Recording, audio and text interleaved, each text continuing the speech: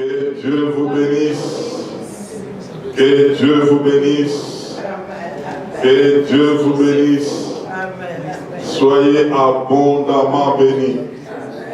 Soyez abondamment bénis. Alléluia. Alléluia. Alléluia. Wow. On acclame encore le Seigneur. Alléluia. Alléluia. Alléluia. Étant toujours debout, nous voulons lire notre texte de base. Nous sommes dans Ésaïe 57, du verset 13 au verset 15. 13b jusqu'à 15. Ça fait pratiquement la 3e semaine que nous sommes en train de continuer dans ce sous-thème, la préparation spirituelle de l'homme-esprit. Que Dieu soit loué. Nous lisons au nom de Jésus-Christ, Ésaïe 57, à partir du verset 13b jusqu'au verset 15. Mais celui qui se confie en moi héritera le pays et possédera ma montagne sainte. On dira, frayez, frayez, préparez le chemin, enlevez tout obstacle du chemin de mon peuple. Car ainsi parle le Très-Haut, dont la demeure est éternelle et dont le nom est saint. J'habite dans les lieux élevés et dans la sainteté. Mais je suis avec l'homme contrit et humilié, afin de ranimer les esprits humiliés, afin de ranimer le cœur contrit. Amen. On peut reprendre nos places. Et comme nous l'avons dit depuis, ça c'est la 3e semaine, où nous sommes en train de voir ce même thème, la préparation spirituelle de l'homme-esprit. Et jusque-là, nous avions vu 2 dimensions d'incrédulité et comment le traiter. Nous avions vu l'incrédulité pour ceux qui sont enfants de Dieu, mais qui limitent les actions de Dieu.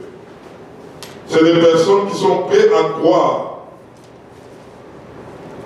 en la toute-puissance de Dieu, mais il le limite encore dans sa manière de faire. Nous avions vu l'exemple de Thomas, les erreurs de Thomas, et puis deuxièmement, nous avions vu l'incrédulité de ceux qui sont voilés par Satan, n'est-ce pas? Mais qui se croient être libres. Étant sous l'impulsion du diable, c'est comme des personnes qui sont aveuglées par l'ennemi, mais eux-mêmes ne réalisent pas qu'ils sont aveuglés. Et l'ennemi peut les amener même à faire autant de choses mauvaises, mais sans pour autant croire que c'est l'ennemi qui est derrière. Et dimanche passé, nous avions vu comment est-ce que Christ nous a donné la victoire et nous a donné la puissance. Nous avions parlé de la ceinture que nous avons qui est le symbole de notre victoire et la cagnotte qui est le symbole de bénéfice de cette victoire. Donc, nous sommes capables, par Jésus-Christ, de mettre les œuvres du diable par terre. Jésus-Christ nous a donné cette victoire. Et nous devons en être conscients de cela.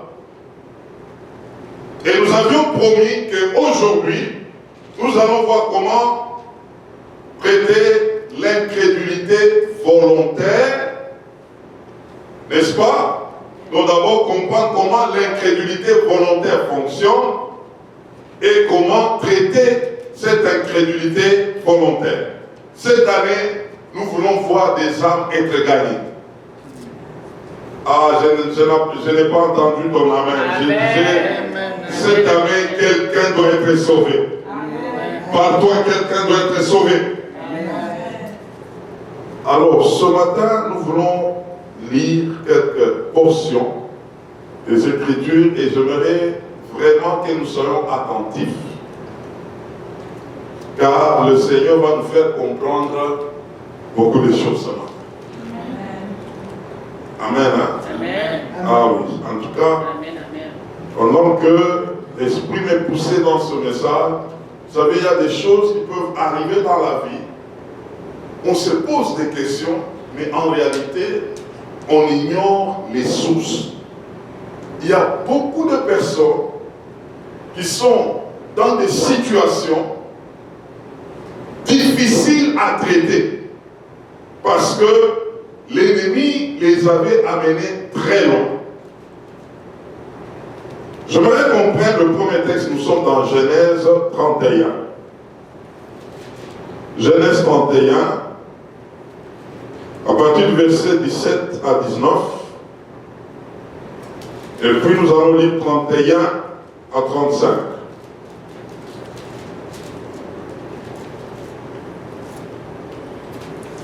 Genèse combien? 31. Ah, ce matin, je t'en supplie, sois attentif. Genèse 31, 17 à 19. Nous lisons au nom de Jésus-Christ. Jacob s'éleva et fit monter ses enfants et ses femmes sur les chameaux. Il amena tout son troupeau et tout le bien qu'il possédait, les troupeaux qui lui appartenaient, qu'il avait acquis à Padam-Aram, et il s'en alla vers Isaac, son père, au pays des Canaan.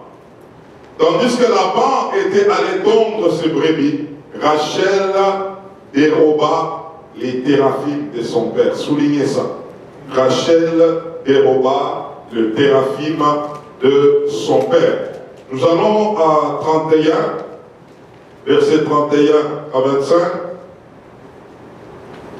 Jacob répondit et dit à Laban, j'avais de la crainte à la pensée que tu m'enlèveras peut-être tes filles, mais périsse celui auprès duquel tu trouveras tes dieux. En présence de nos frères, examine ce qui t'appartient chez moi et prends-le. Jacob ne savait pas que Rachel les eut dérobés. Soulignez ça. Là-bas entra dans la tente de Jacob, dans la tente de Léa, dans la tente des deux servants.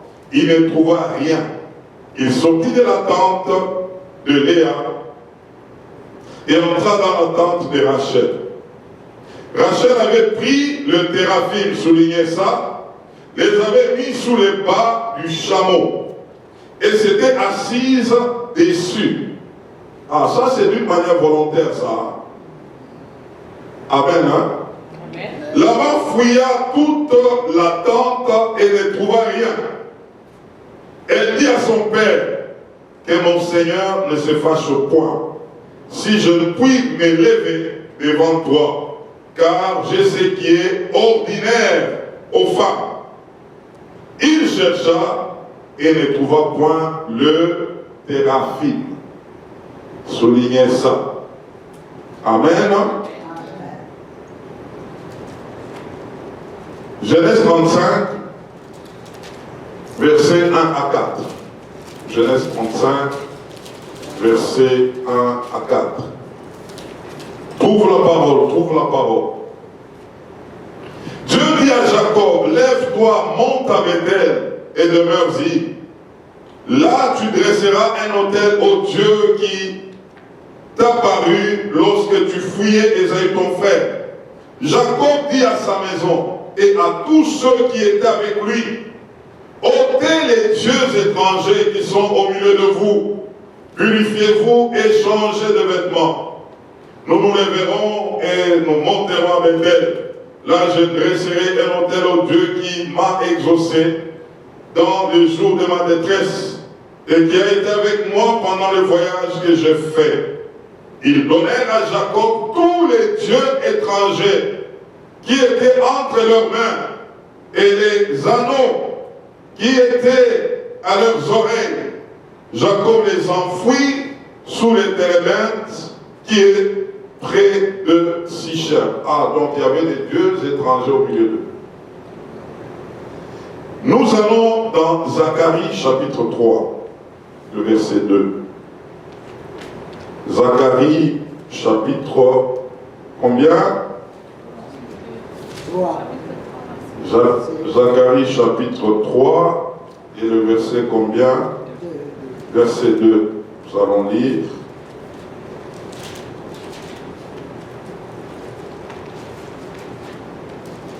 La Bible déclare: l'Éternel dit à Satan, que l'Éternel te réprime, Satan, que l'Éternel te réprime.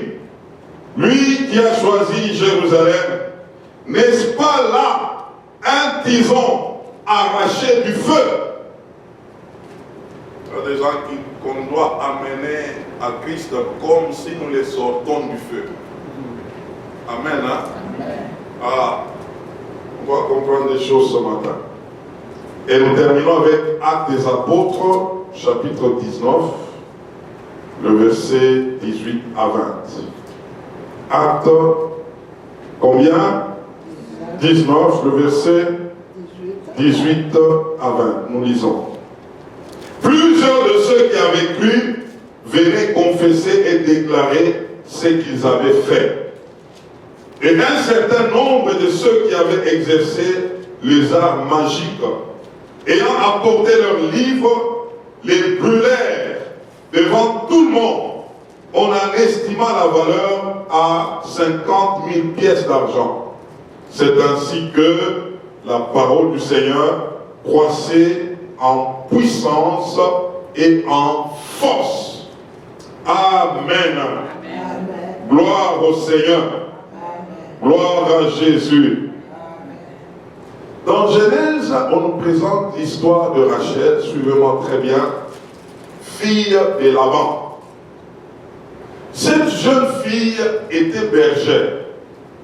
Mais quand vous suivez très bien l'histoire, elle n'était ni l'aînée de la famille, ni la grande sœur de la fille qui était sa sœur, mais curieusement son père a fait d'elle une bergère. C'est elle qui gardait les troupeaux de son père. Et quand vous lisez très bien cette histoire, on ne parle pas de la femme de Laban. Il y a ses filles, il y a ses frères, ou plutôt ses fils, mais on ne parle pas de la femme. Et nous voyons que cette femme Rachel, c'est elle qui s'occupait de tous les troupeaux de son père. Et quand nous voyons dans l'ancien temps, le troupeau, c'était vraiment l'image de toute la richesse. C'est comme pour dire, c'est Rachel qui gardait tout ce que son père avait comme richesse. Mais en plus de cela, cette jeune fille connaissait ce qui faisait que son père soit riche. Ce papa-là était un monsieur qui avait des fétiches, qui avait des gris-gris, qu'on appelait le théraphile. Et quand vous regardez très bien, ces téraphiles-là, c'était des dieux étrangers, des statuettes, des choses qui faisaient que cet homme de Laban pouvait produire beaucoup de richesses. C'était comme la force de cet homme. C'est ce qui faisait qu'il puisse être riche. C'est ce qui le protégeait, selon sa tradition, selon sa croyance. Donc aujourd'hui, on peut assimiler cela à des fétiches ou encore à des choses qui font que quelqu'un puisse avoir tout ce qu'il peut avoir. Il y avait des sacrifices à faire. Et donc ce n'était pas d'une manière involontaire, c'était d'une manière volontaire. Il y avait des exigences. Il y avait des principes à respecter. Il vivait comme ça. Et sa fille savait même où son père les plaçait. C'était une enfant chérie de son père. Suivez-moi très bien. Toutes ces choses se passaient d'une manière consciente. C'est comme ça qu'il y a des gens qui peuvent se retrouver, que ce soit dans la sorcellerie, que ce soit dans la magie, que ce soit dans l'occultisme, on les a initiés d'une manière consciente. On les a appelés à observer, même des principes, même des exigences. À telle année, à tel moment, voilà tel sacrifice qu'il faut faire. Voilà tel sacrifice qu'il faut faire. J'ai rencontré une famille ici. Cette famille-là, ils font des cérémonies dont leur père, il a à peu près 10 filles. Les a déjà mis, elles sont toujours dans sa maison. Ils ont déjà acheté une maison. Et chaque enfant a sa chambre, il reste là-bas, toutes. Et chaque année, comme nous sommes entrés en 2025, le 1er janvier, on devrait toutes les laver nues par leur propre père. Et c'est comme ça que chaque année, il faut faire de tels sacrifices. Et il vous explique que c'est comme ça chez nous. Et de telles cérémonies, ce n'est pas des petits enfants, des filles qui ont 35 ans, 30 ans, 28 ans. Et c'est comme ça que dans leur maman est là. Elle sait que ça s'est fait comme ça. J'étais leurs origines. Et quand on a rencontré la fille, cette fille, elle est sortie de ces choses-là, mais elle est sortie comme en fouillant. On va les comprendre. Gloire soit rendue à Dieu. Dieu l'a libérée de ces choses. Alors, ces choses existent. Ou des pratiques bizarres qui se font, mais d'une manière consciente. Pour comprendre la place de Rachel, quand Jacob arrive et il veut épouser Rachel, son papa fait un jeu. Il fait comme s'il a donné Rachel, mais l'ami, on a changé, on a mis qui? Léa. Pour dire, chez nous ici, il y a un principe, on ne peut pas prendre l'aîné ou la seconde avant l'aîné. Travaille encore pendant combien? 7 ans, tu prendras maintenant ta femme. 7 ans arrivent. Laban n'a pas donné Rachel. Laban a pris encore Jacob, l'homme qui est venu marier, mais c'est lui qu'on marie en fait. Parce qu'on l'a pris, on l'a mis dans la maison de Laban. L'homme quittera son père et sa femme. La femme aussi quittera. Mais là, l'homme quitte pour habiter dans la maison de qui? De Laban. Là, 5 ans après, ça fait à peu près 14 ans maintenant. Il habite là-bas, son papa toujours avec sa fille, et il fait maintenant et de l'homme de la fille, et de la fille, et tous se mettent au service de papa. Et tous les bergers. Il commence à rester là-bas pendant combien de temps? 20 ans. Donc en réalité, Laban ne voulait jamais lâcher qui? Rachel. Il y avait quelque chose. Par la suite, Jacob regarde et dit non, non, je dois partir. Si je reste ici, là, jamais va arriver. il faut que je parte. Il s'arrange. Il n'est pas parti comme ça, il est parti en fuyant. Il parle aux femmes que si vous restez, restez. Moi je comprends que ici là, il y a des choses qui se passent, je dois me libérer, je dois partir. En fuyant. Quand il s'est dit qu'il doit partir, les deux femmes diront aussi qu'on doit aussi te suivre. Mais c'est là que Rachel s'est dit, je ne peux pas partir comme ça. Il y a des fétiches là qui ont fait ce que mon père était devenu. Je ne dois pas les lâcher, je dois aller avec. Elle prend ces fétiches là. La Bible déclare, elle les a volés. Elle part avec, sans dire à son mari. Est-ce qu'on se comprend?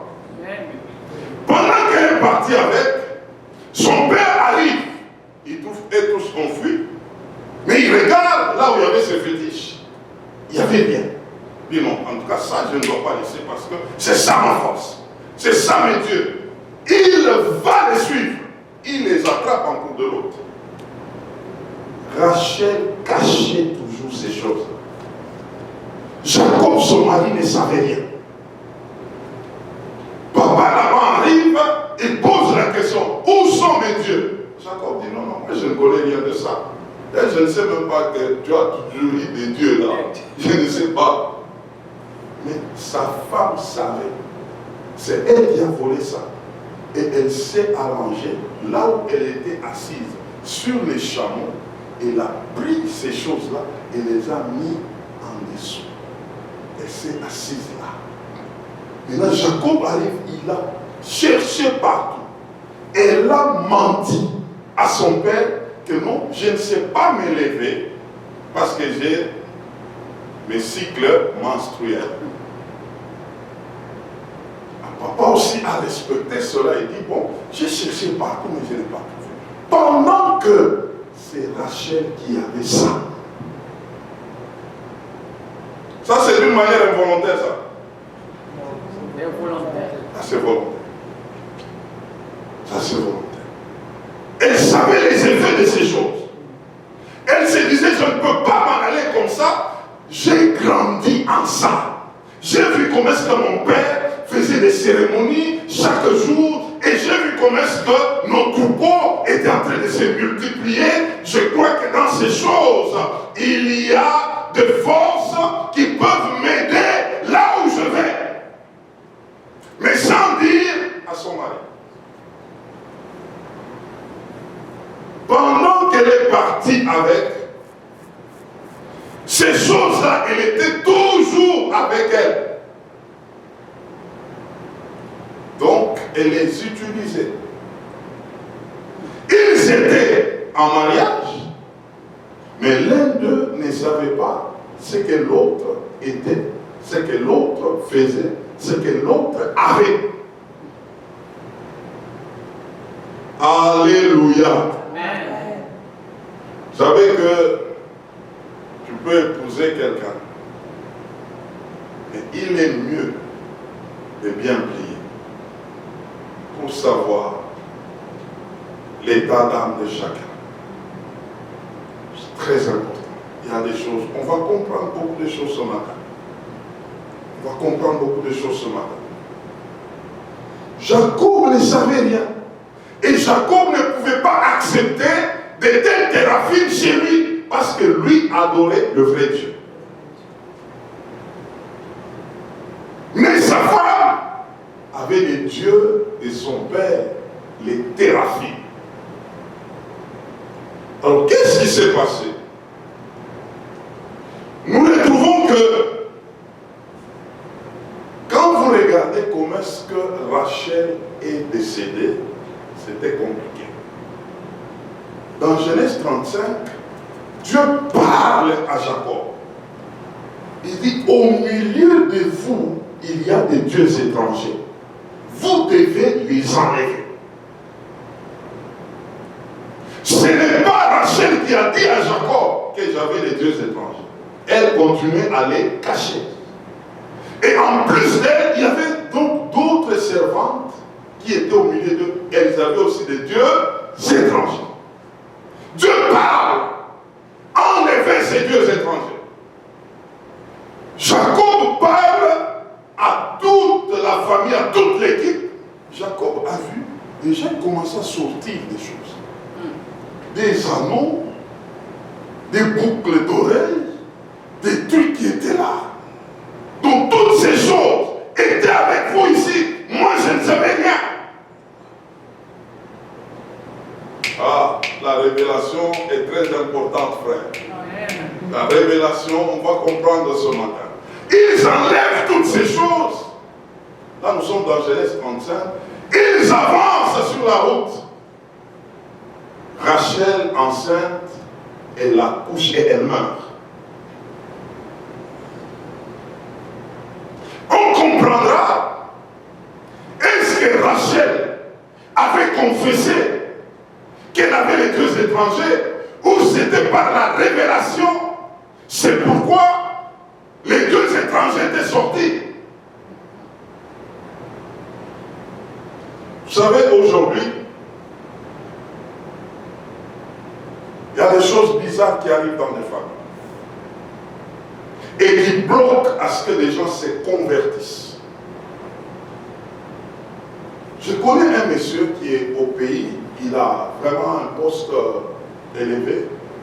J'étais rencontré une fois ici, au Canada. Il était dans une de sa famille.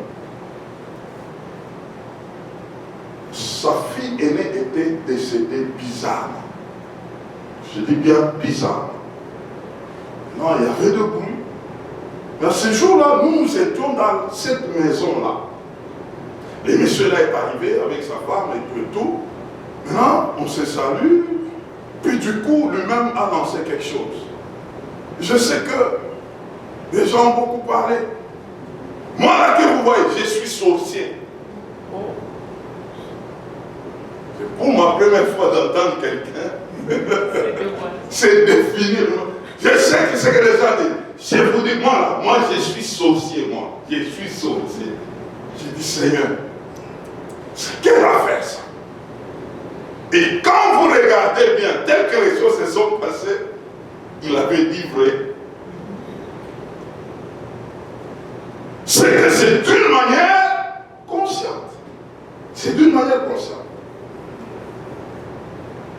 Alors, notre problème de ce matin, c'est comment traiter cette incrédulité.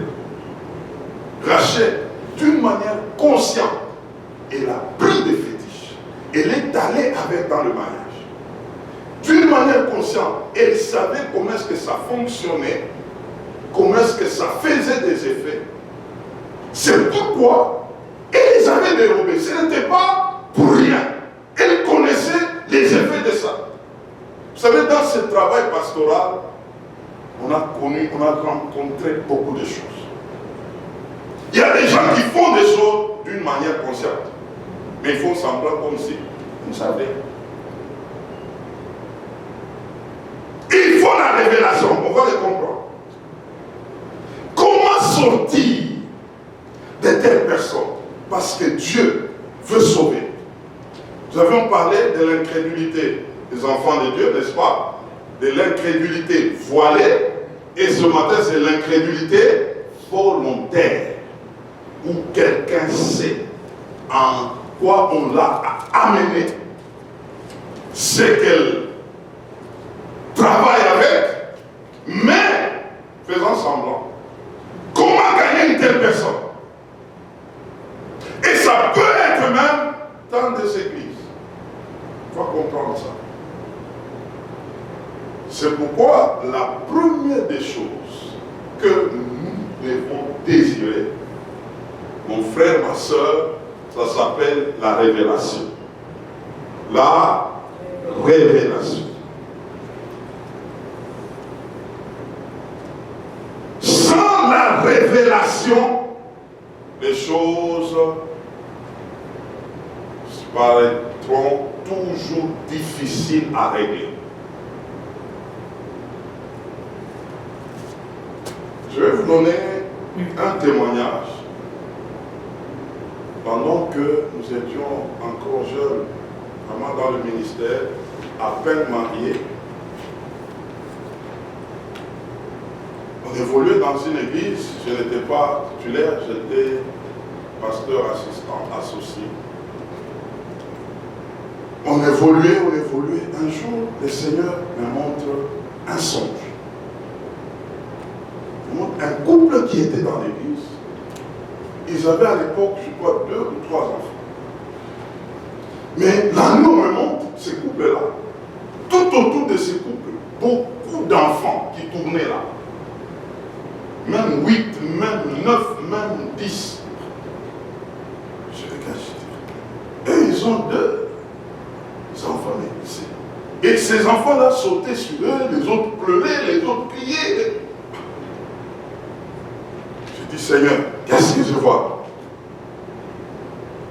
Je me réveille, je dis, bon, je ne peux pas le voir, je dois voir d'abord mon titulaire pour lui expliquer le problème.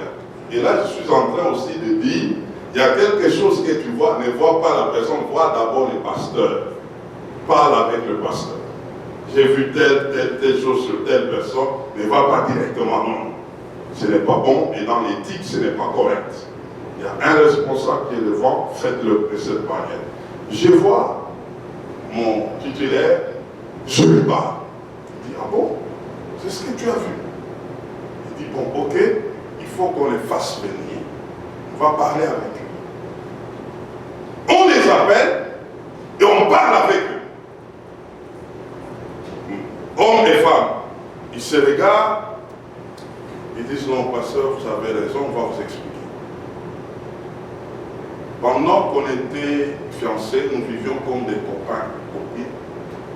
Et il se faisait que la femme pouvait être enceinte et on avortait. Nous avions beaucoup avorté. Je dis bien beaucoup, ça peut arriver même à 10, à 8, on les faisait de cette manière.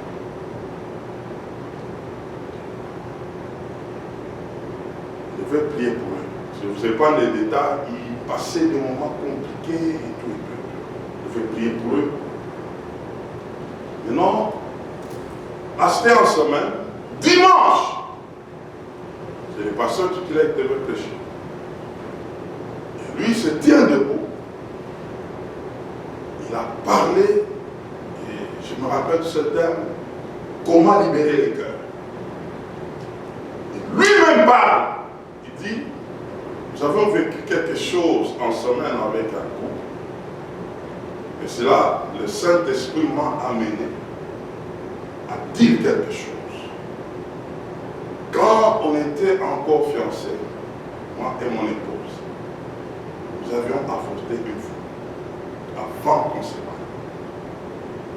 Et c'est par rapport à ce que le Saint-Esprit a parlé de l'autre, et on a compris que c'était aussi le temps pour nous d'en parler et nous libérer. Quand il a parlé, les gens se sont mis à se lever dans l'église. Chacun commençait à passer devant pour se libérer. Moi, voilà ce qu'on a fait. Voilà ce qu'on a fait chez nous. Voilà ce qu'on avait fait chez nous. Voilà ce qu'on avait fait dans nos familles, dans nos traditions. C'était une vague de repentance publique des gens. Pendant que nous prions avec eux. Il y a des choses, il n'y a que la puissance de l'évangile qui peut libérer ça. Sinon, mes frères, il y a des gens qu'on enterre avec des choses terribles qui n'ont jamais sorti. Mais quand on les regardait, c'était comme si ils étaient inconscients. Pendant que la charge de ces choses-là faisait que les gens n'étaient pas prêts à les libérer. Je sais de quoi je parle. Nous avions connu une jeune fille au pays. Elle était toute belle. Vraiment, quand tu la regardes, tu peux dire en tout cas, il y a quelqu'un qui a eu un enfant. Mais elle avait une impudicité comme du sport. Comme quelqu'un qui fait du sport. Mais elle fait quoi? L'impudicité. On pouvait se demander, vraiment, non, c'était terrible. Un jour, on l'invite à une prière par quelqu'un, elle va là-bas. Il y a quelqu'un, le pasteur qui était là, il amène la fille, commence à prier pour elle. Les choses se sont passées en elle. Elle était issue d'une famille où il y a une grande sœur et un petit frère. Ce sont eux qui l'ont eu. Est-ce que quelqu'un m'entend? Issue d'un rapport d'inceste entre une sœur et un frère d'une même famille. Donc c'est de là qu'est venue cette impudicité-là. Mais quand on peut la regarder, on peut dire, comment elle est comme ça? Comment elle vit comme ça? Mais il y avait une source qui alimentait toutes ces choses-là.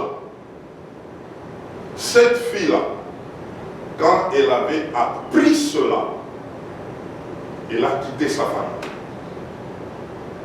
Elle est allée très loin pour dire, plus jamais je ne verrai ni ces gens-là jusqu'à leur mort, et au moment où je vous parle, tous sont déjà morts. Elle ne les avait jamais revus. Ce que nous avons dit en Zacharie 3, 2, il y a des gens qu'on a tirés du monde comme du feu. C'était des tisons brûlés, mais on les sort du feu. Une telle personne ne peut pas reculer. Et il y a des choses comme ça qui se passent.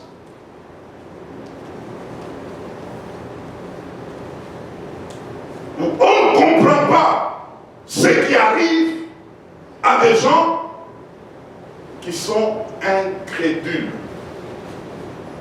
Cette incrédulité est due aux pratiques qui étaient faites. Et on ne sait pas comment s'en débarrasser. Que si je veux m'en débarrasser, je peux briser des familles, briser des relations, briser des choses, et les gens restent enfermés avec. Alors, comment ces choses fonctionnent? Ceux qui sont incrédules d'une manière volontaire, à cause des charges, des choses qu'ils ont eu à faire, ils ne savent plus se libérer. Ils ne savent plus se repentir. Ils peuvent s'aider à retrouver un club de personnes qui ont à peu près les mêmes histoires. Ils commencent à les pratiquer entre eux. C'est pourquoi vous allez trouver aujourd'hui, il y a même des entreprises. Pour entrer là-dedans, il y a des conditions. Il faut que tu entres dans notre loge. Il faut que tu fasses telle ou telle condition. Parce qu'en réalité, eux sont déjà bloqués. Ils ne savent pas se repentir. Et ils se disent, nous allons continuer de cette manière et faire créer notre propre club. Il existe dans beaucoup d'entreprises aujourd'hui des gens qui sont comme en lobbying, mais parce qu'en réalité, ils ont fait des pratiques et ils ne savent pas se libérer de ça, et ils commencent à vivre en tant que tel d'une manière volontaire. Alléluia. Et c'est comme ça que ils peuvent se créer une race. Ils peuvent se créer un groupe de gens. Mais quand vous leur parlez de l'évangile, ils ne sont pas prêts à répondre à ça. Vous savez, méfiez-vous, sachez déjà, quand vous avez quelqu'un, vous commencez seulement Jésus. pousse brutalement, tu dois déjà savoir qu'il y a des choses là. Il y a des choses là. C'est des gens du genre, il y a eu déjà des pratiques qui sont comment? Compliquées. Ils se disent, si je me libère de ça, peut-être qu'il a déjà mangé quelqu'un. Et il n'a pas fait une seule fois, il l'a fait plusieurs fois. Et d'une manière consciente. Comment se libérer? On dira que non, je suis un meurtrier. Moi aussi, on peut me tuer. Alors donc, il faut que je trouve un environnement de personnes qui peuvent m'accepter en tant que tel. Ah, dans ce monde, il y a beaucoup de choses. Il y a beaucoup de choses. Comme ça, il y a des gens, non, vous avec vos églises là, vous avec vos églises là. Non, le problème, ce n'est pas vous avec vos églises. Qu'est-ce que vous avez fait? C'est ça le problème. C'est ça le problème. Et si nous comprenons, c'est pourquoi à telle personne, nous avons dit premièrement, il faut quoi? La révélation. Que Dieu nous fasse entrer dans le secret de ces personnes-là. Qu'est-ce qui se passe dans leur vie là-bas pour qu'ils soient tels qu'ils sont là? Ils résistent à tout parole de l'évangile. Qu'est-ce qui se passe? La deuxième des choses, nous devons implorer la grâce et la miséricorde de Dieu. Parce que le salut tel que nous l'avons, c'est pour quiconque croit. Ce n'est pas uniquement pour une catégorie de personnes, non. Le salut est pour ceux-là qui pouvaient être incrédules d'une manière involontaire, qui pouvaient être incrédules d'une manière volontaire. Le salut a sonné pour toutes ces personnes. Mais nous devons savoir comment nous approcher de ces personnes et aussi avoir l'éclairage de ce qui se passe exactement dans la vie de ces gens. Vous pouvez vivre avec ces personnes-là. Depuis que tu as commencé à l'inviter, la personne ne vient pas. Même parle bien avec toi. Mon frère, ma soeur, je te dis ce matin, vis bien avec la révélation. Tu comprendras ce qui bloque cette personne. Tu vas les comprendre. L'Esprit va te révéler ce qui s'est passé dans la vie de cette personne.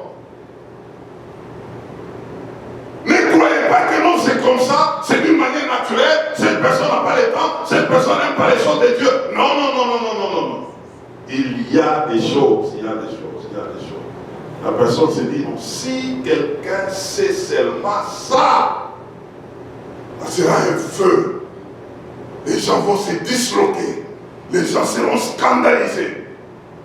Pour éviter cela, j'ai dit non à l'évangile. Va vous donner des raisons. Ils peuvent même, nous là, nous on nous accuse là, gratuitement là. Ils peuvent même vous donner des raisons. Non, non, moi c'est votre pasteur là. Voilà ce qu'il avait fait. Il m'avait regardé mal. Voilà ce que moi je n'aime pas ça. Voilà ce que. Non, non, ce n'est pas ça, frère. Il y a des choses. Il y a des choses. Il y a des choses. Il y a des choses. Vous entrez très bien en profondeur. L'Esprit va révéler. L'Esprit va montrer que non, non. Là, parle de cette manière-là. De voir la chose là. Et la puissance de la révélation, c'est quoi? La vérité reste têtue. Même si quelqu'un veut faire semblant de ce qu'il a fait, la vérité finira par lui dire ce qu'on t'a dit, c'est vrai. C'est vrai. C'est vrai. C'est vrai. C'est vrai. C'est comme ça que mes frères, et toutes ces choses, c'est pendant que nous prions, où le Seigneur nous révèle pour dire, dans un tel pays, dans une telle famille, pour accéder, tu as besoin de quoi? La révélation. Tu as besoin de la révélation. Que le Seigneur sorte des choses. Vous savez, dans Acte 19, l'apôtre Paul s'est retrouvé à Éphèse. Il y avait des fétiches. C'était un endroit qui était vraiment bourré de magiciens, de fétichistes, et tous étaient là. Paul a prêché l'évangile. L'évangile a touché les cœurs. les personnes commençaient à s'élever. Chacun apportait d'une manière volontaire les livres de magie, les livres d'occultisme.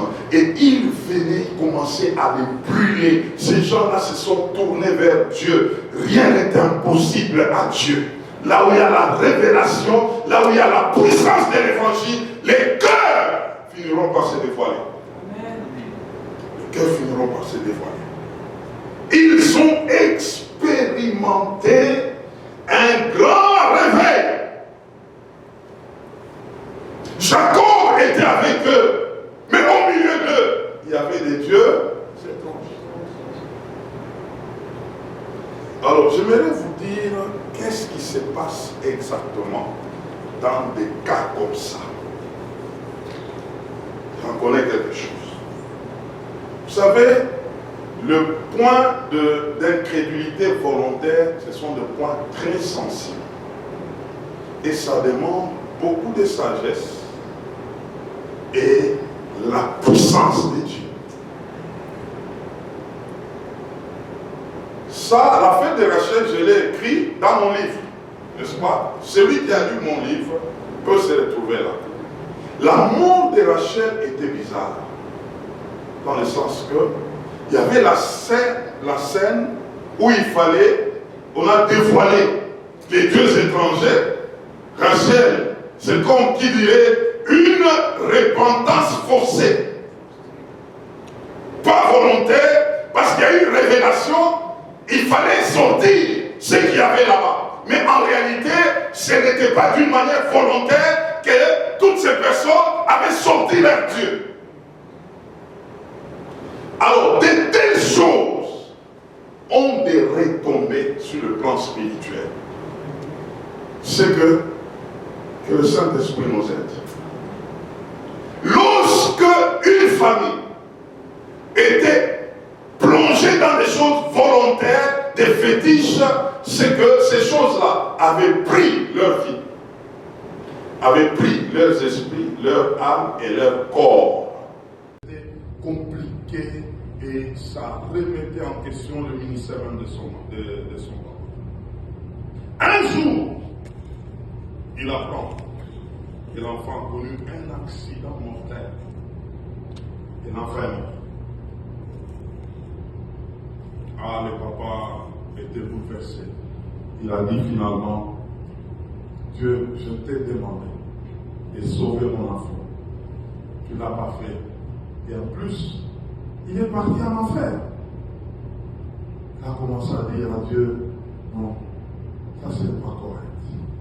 Il est resté en deuil. Mais un jour, Dieu lui donne une révélation. Et la scène de la mort de son fils. Son fils était ivrement ces jours-là. Il était avec ses amis dans l'auto, ils chantaient, criaient, et ils étaient à grande vitesse, et ils se sont retrouvés devant un camion crack. Il est entré dans ce camion-là. Et pendant qu'il se voyait entrer dans ce camion-là, l'enfant avait poussé un cri. Jésus, sauve-moi! Et pendant qu'il a crié comme ça, l'ange est venu, il a pris cet enfant. Il a pris son esprit, il est allé avec son esprit en haut, et le corps est resté mourir là. C'est ce jour-là que le papa a compris que son fils n'est pas dans l'affaire et il est dans la félicité céleste. Dieu avait fait. Mais il s'est fait que le corps était en la vie. Il allait tirer le corps, et le corps est semblable à l'épave lorsque quelqu'un a obtenu le message. Et donc comprenons qu'il y a des cas comme ça. Ils étaient dans le feu, comme ce jeune homme de 1 Corinthiens 5, de 1 à 5 là. Il s'est retrouvé, il sortait avec la femme de son père. Et l'apôtre Paul a su cette affaire. Il dit non, cet enfant-là, il faut faire vite. que son esprit soit remis à Dieu et que son corps meure. C'est comme ça que ça s'est passé. L'esprit sauvé, mais le corps meurt. Parce que le corps était déjà au diable. Une telle pratique, c'est quelqu'un qu'on a initié par le diable et il le fait maintenant volontairement, mais dans les mains du diable. Mais du moins, son esprit était sauvé.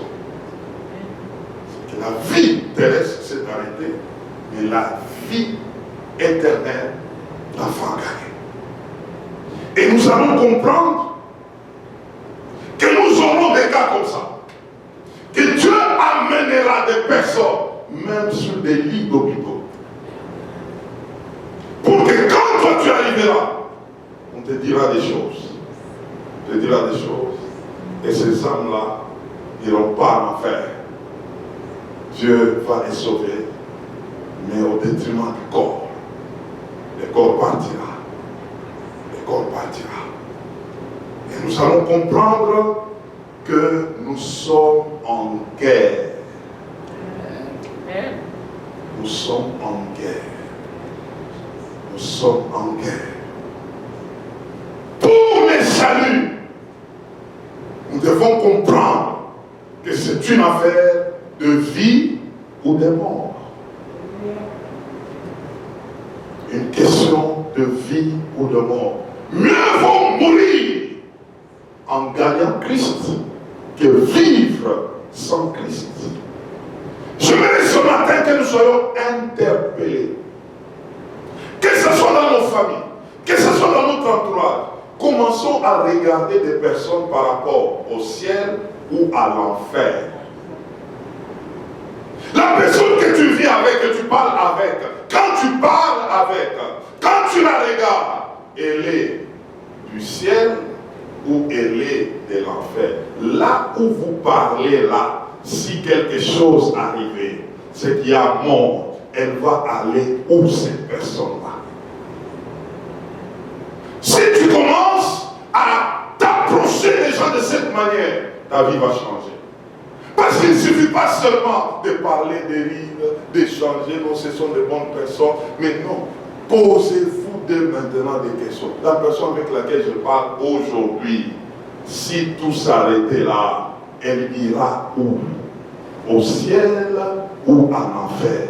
Là où tu travailles, toutes les personnes que tu parles avec, quand quelque chose va s'arrêter, ces personnes-là iront où? Dans ta famille, ces personnes-là qui te demandent toujours l'argent, qui te demandent toujours de l'aide, quand tu fais là, si quelque chose arrivait là, elles iront où? Au ciel ou en enfer? Combien de temps tu as aidé des gens, que ce soit de ta famille, que ce soit de ton entourage? Le Seigneur te pose la question ce matin. Tu les aides bien, tu leur donnes de l'argent, tu leur donnes des biens, mais pose-toi la question maintenant là, ces personnes-là, si quelque chose arrivait, elles iront au ciel ou en enfer? Mais c'est en face de toi.